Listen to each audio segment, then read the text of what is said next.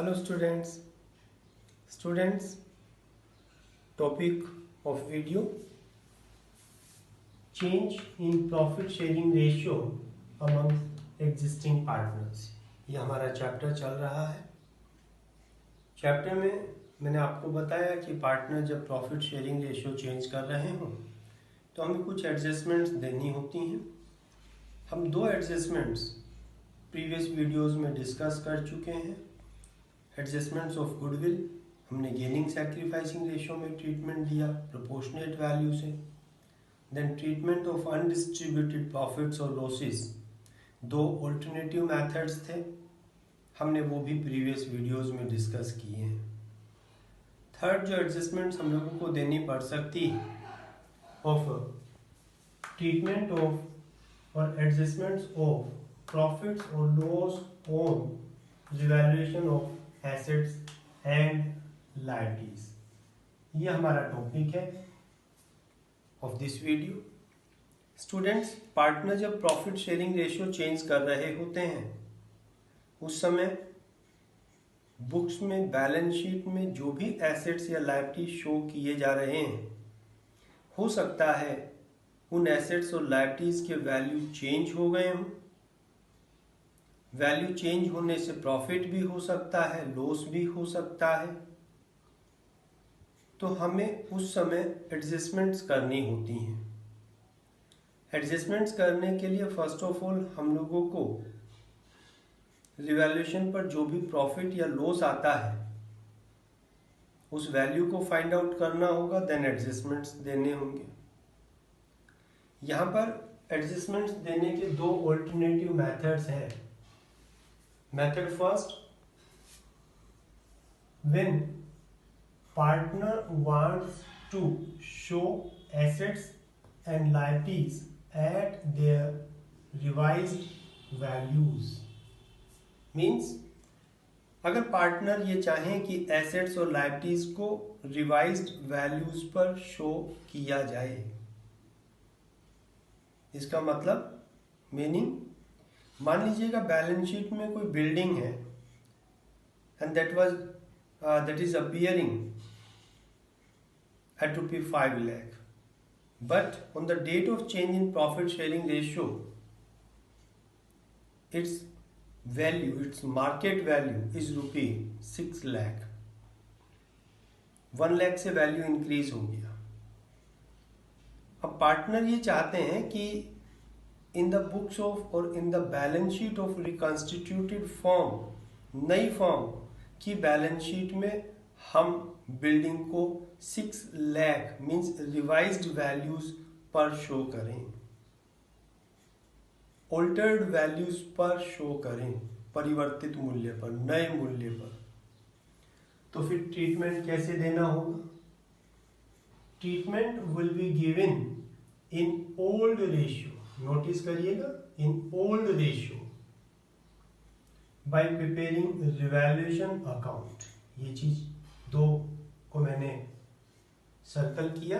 Old ratio में treatment देना है and by preparing revaluation account. कब करेंगे ऐसा? When partner wants to show assets and liabilities at revised values. First एक मेथड हो सकता है।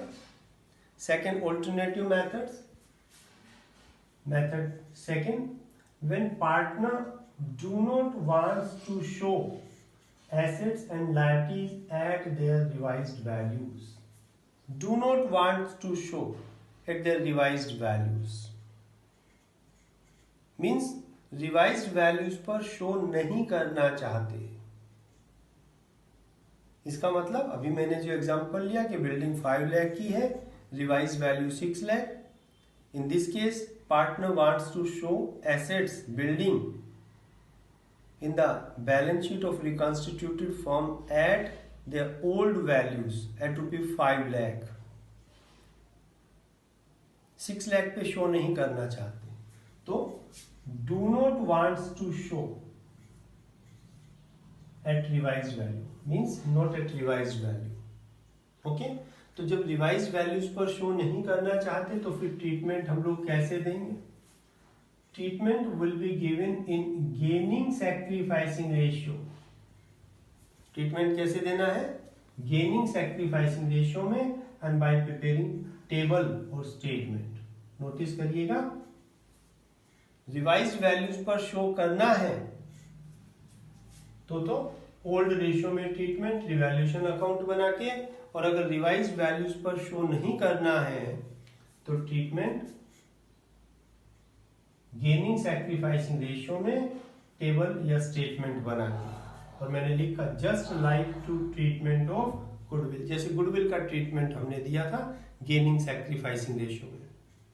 Students in this video we are discussing just this method, and this method will be discussed in coming lecture.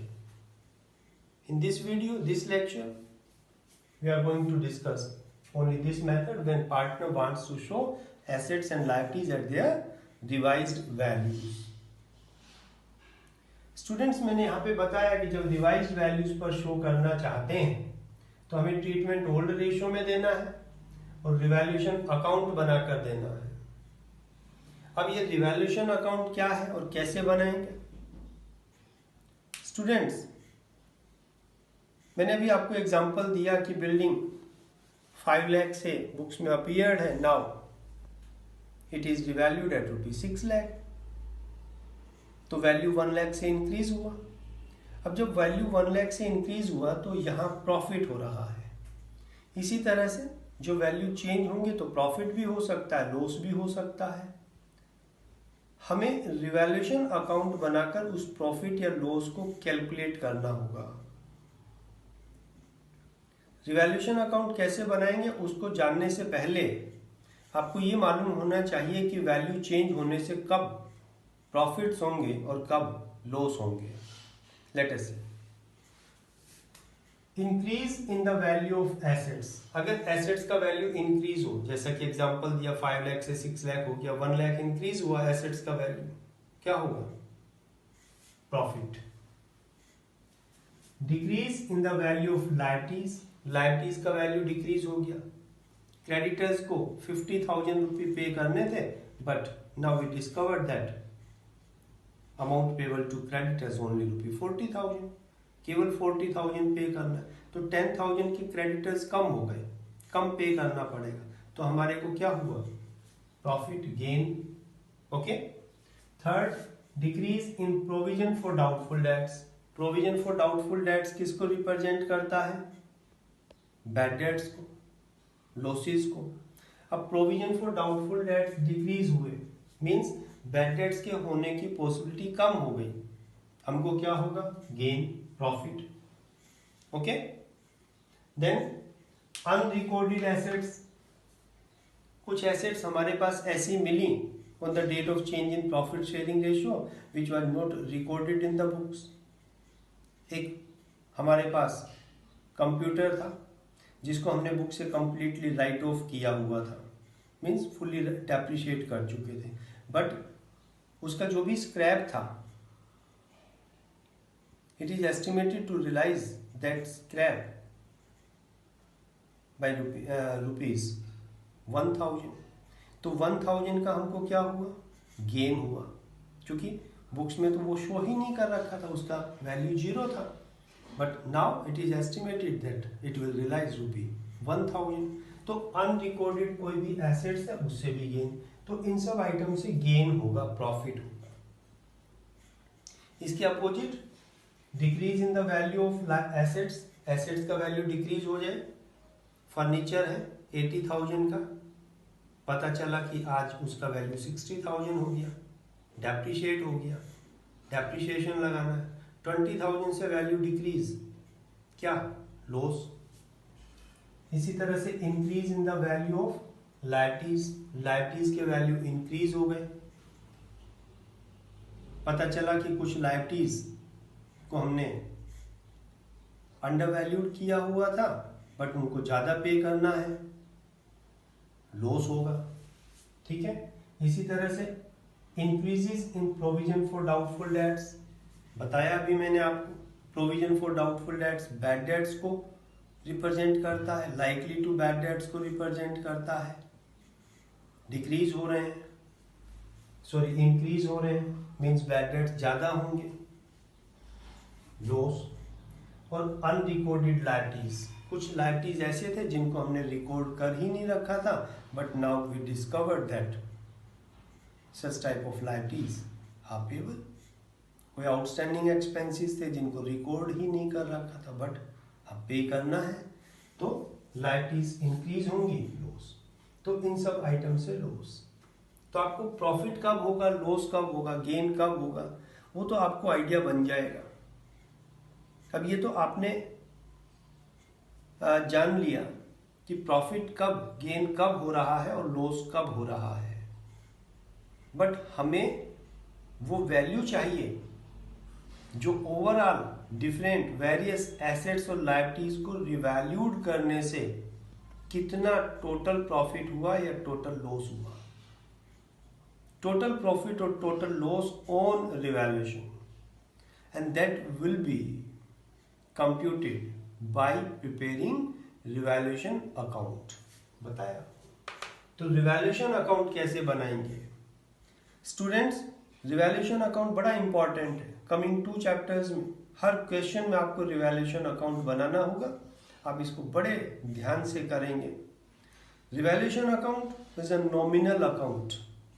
Notice करिएगा, I am repeating, revaluation account is a nominal account because this account is prepared to ascertain profits or loss on revaluation of assets and liabilities. So it's a nominal account, and to prepare this account, rules of nominal account will be applied, and rule of nominal account is debit all expenses and losses, credit all incomes and gains. तो ये जो revaluation account बनाएंगे, debit में क्या लिखना है, losses को, credit में क्या लिखना है, गेन्स को। अब यहां पे 2 चीजें, डेबिट में 2 यूज करेंगे, क्रेडिट में बाई यूज करेंगे। ये जो पर्टिकुलर का कॉलम है, यहाँ पे तो हम उस एसेट्स या लायबिलिटीज का नेम शो करेंगे जिसमें चेंज होने की वजह से प्रॉफिट या लॉस हुआ, और अमाउंट के कॉलम में हम उस वैल्यू को रिकॉर्ड करेंगे जितना हमको गेन हुआ या लॉस हुआ।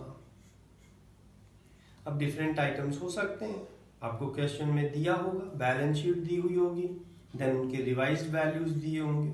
हम इमेजिनरी फिगर्स ले लेते हैं कुछ। मान लीजिएगा बैलेंस शीट में बिल्डिंग 5 लाख से गिवन है। Now building is revalued at ₹6 lakh. क्या हुआ, 1 लाख से बिल्डिंग का वैल्यू इंक्रीज हुआ।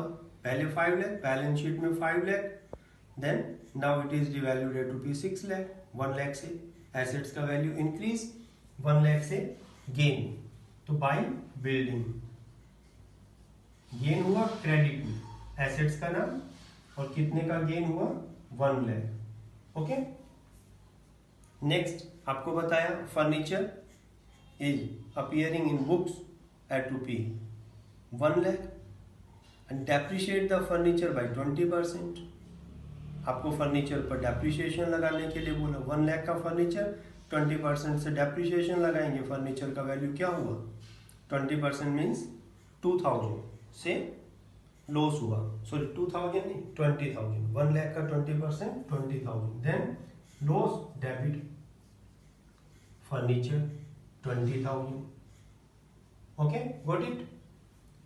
देन क्रेडिटर्स आपको गिवन है बैलेंस शीट में, क्रेडिटर्स आर गिवन एट ₹80,000, और आपको बताया that creditors out of creditors of ₹10,000 are not longer to be payable, no longer to be payable means 80,000 के जो क्रेडिटर्स हैं, उन 80,000 के क्रेडिटर्स में से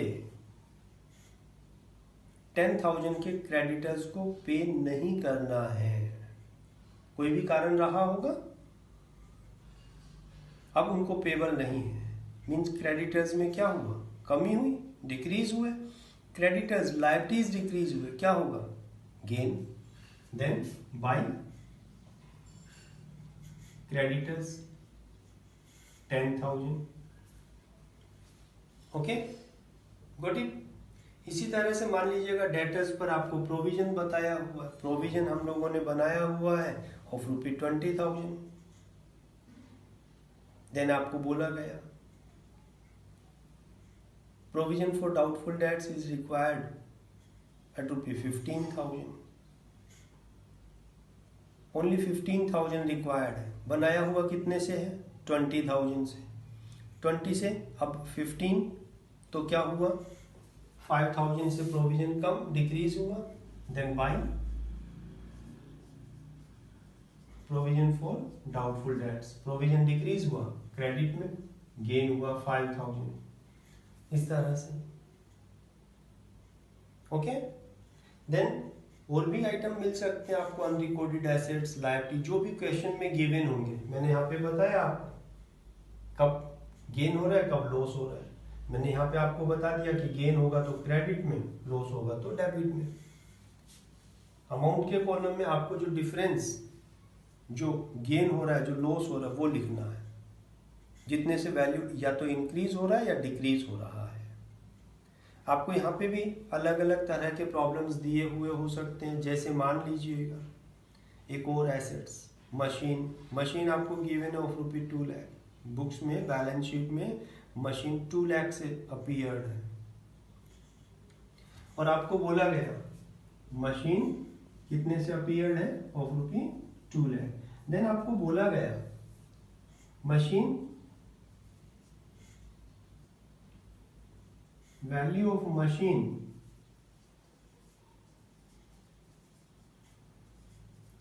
डिक्रीज्ड बाय और 2। यहां पर नोटिस करिएगा, अगर लिखा है डिक्रीज, ये तो पता चल गया डिक्रीज, वैल्यू डिक्रीज हो रहा है। ठीक है, आपको बोला गया कि डिक्रीज बाय ₹50,000। इट मीन्स 50,000 से वैल्यू डिक्रीज कर रहा है। बाय मीन्स से, वैल्यू ऑफ डिफरेंस गिवन है। और अगर लिखा कि 2, आपको गिवन है कि value of machine decrease to 1,50,000। What is mean? To 1,50,000 तक कम करना है। तो कितने से कम करना है? 2 लाख था, 150 तक कम करना है, तो 50,000 से कम करना है। तो आपको क्या लिखा है, क्या गिवन है? 2 और बाय आप नोटिस करेंगे। 2 लिखा है मीन्स तक, मीन्स यहां पे रिवाइज्ड वैल्यू है, ये रिवाइज्ड वैल्यू है। आपको प्रॉफिट, गेन और लॉस निकालना है। यहां पे आपको लॉस दिया, चेंज वैल्यू ऑफ इंक्रीज और डिक्रीज दिया है, आपको रिवाइज वैल्यू निकालना है। तो इस केस में 50,000 से वैल्यू मशीन का डिक्रीज हुआ, लॉस, देन मशीन 50। ओके, इस तरह से आप लिखते रहिएगा जो भी आइटम्स हो। ओके, जो भी फिगर्स, तो इस तरह से आपको कर लेना, आइटम्स को लिखना। देन एट लास्ट आपको बैलेंस कर देना है। बैलेंस करने पर, because it's a nominal account, credit में हमने गेन्स लिखा, डेबिट में लॉसेस। क्रेडिट एक्सीड करेगा तो डेबिट में क्या आ जाएगा? टू गेन ऑन रिवैल्यूएशन, और अगर डेबिट एक्सीड करे तो क्रेडिट में बाय लॉस ऑन रिवैल्यूएशन। क्योंकि यहां पे क्रेडिट एक्सीड कर रहा है 1,15,000, देन 70, तो यहां पे 35,000। ठीक है, 35 45, ओके, 45, क्लियर। तो गेन ऑन रिवैल्यूएशन, तो आपका पहला एक काम हो गया कि रिवैल्यूएशन अकाउंट को बना के आपने गेन और लॉस ऑन रिवैल्यूएशन कैलकुलेट कर लिया। अब बिकॉज इस गेन पर या लॉस पर किसका राइट है? पार्टनर्स का। किस रेशियो में? ओल्ड रेशियो में। सॉरी, बिकॉज ये जो लॉस है, ये जो गेन है, ये it's related to before or prior to the date of change in profit sharing ratio. आज अगर प्रॉफिट शेयरिंग रेशियो चेंज कर रहे हैं तो आज की डेट से पहले का है। जब पहले का है तो आज की डेट से पहले के प्रॉफिट गेन लॉस किस रेशियो में डिस्ट्रीब्यूट किए जाने चाहिए? ओल्ड रेशियो में। तो ओल्ड रेशियो में आप उसको डिस्ट्रीब्यूट कर दीजिएगा। ओके, अब डिस्ट्रीब्यूट करने के लिए क्या एंट्रीज बनेंगी देखेंगे। यहाँ पे एक चीज और कि एंट्रीज में आपको बताऊं उससे पहले इन सब की एंट्रीज भी आपसे पूछी जा सकती हैं। क्योंकि +1 में हमने लेजर पोस्टिंग किया हुआ, आपको आता भी है। देन लेजर पोस्टिंग के बेसिस पर हम जर्नल एंट्रीज बना सकते हैं, जर्नल एंट्रीज के बेसिस पर लेजर पोस्टिंग कर सकते हैं। तो ये अकाउंट बना लीजिएगा। अब अगर जर्नल एंट्रीज भी आपसे पूछी गई हैं देन आप इसके बेसिस पर जर्नल एंट्रीज बना दें। जैसे रिवैल्यूएशन अकाउंट डेबिट हुआ इन सब आइटम से, तो फिर क्या जर्नल एंट्रीज बन जाएंगी? प्रॉफिट्स के आइटम्स के लिए या गेन के आइटम्स के लिए जो जर्नल एंट्रीज बनेंगी गेन्स के लिए, बिकॉज रिवैल्यूएशन अकाउंट को तो आप क्रेडिट करेंगे ही करेंगे रिवैल्यूएशन अकाउंट। देन डेबिट क्या कर रहे होंगे? डेबिट जिस भी एसेट्स का वैल्यू इंक्रीज हुआ एसेट्स, जो लायबिलिटीज का वैल्यू डिक्रीज हुआ वो liabilities. Provision for doubtful dates है तो प्रोविजन फॉर डाउटफुल डेट्स। इस तरह से जो भी आइटम है, एसेट्स का वैल्यू इंक्रीज हुआ उस एसेट्स का नाम लिखें। जैसे बिल्डिंग, देखिए रिवैल्यूएशन के क्रेडिट में लिखा है ना, तो रिवैल्यूएशन अकाउंट इन सब से क्रेडिट हुआ, यहाँ पे बिल्डिंग। देन क्रेडिटर्स, ठीक है, प्रोविजन फॉर डाउटफुल डेट्स, जो भी आइटम है कंपाउंड एंट्री बना सकते हैं। Okay, then for the item of losses, losses के आइटम्स के लिए एंट्रीज क्या बनेंगी? क्योंकि लॉसेस के आइटम को रिवैल्यूएशन के डेबिट में लिखना है, देन